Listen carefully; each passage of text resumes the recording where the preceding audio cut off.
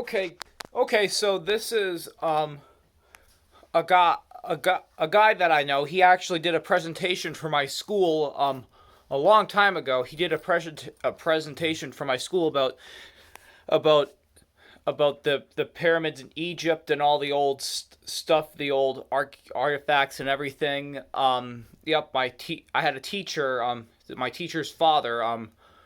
Yeah, he came into school and he told us about and he told us about everything about he told us about everything about ancient Egypt and the whole 9 yards and everything. And and and he's with us today, Robert Schock.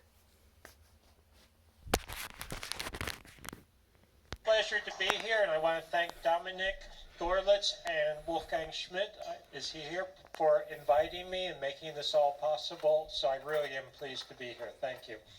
So I will try to talk about some of the secrets of the Sphinx. The Sphinx is something I have been working on now for over a quarter century.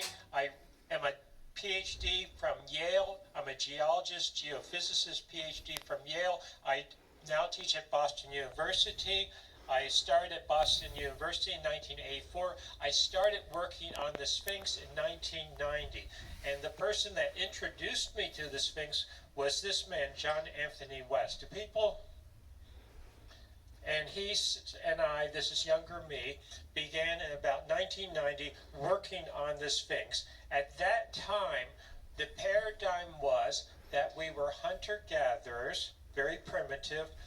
Then people became barbarians, and ultimately civilization arose about 3500 BC.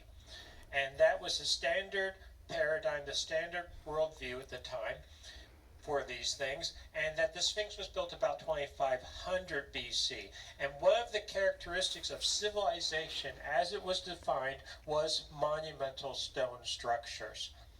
I found very quickly 25 years ago that geology shows there is a problem with this dating. That the Sphinx, and I will talk about this in a second, sits on the edge of the Sahara Desert. It's been hyper-arid desert for the last 5,000 years, back to 3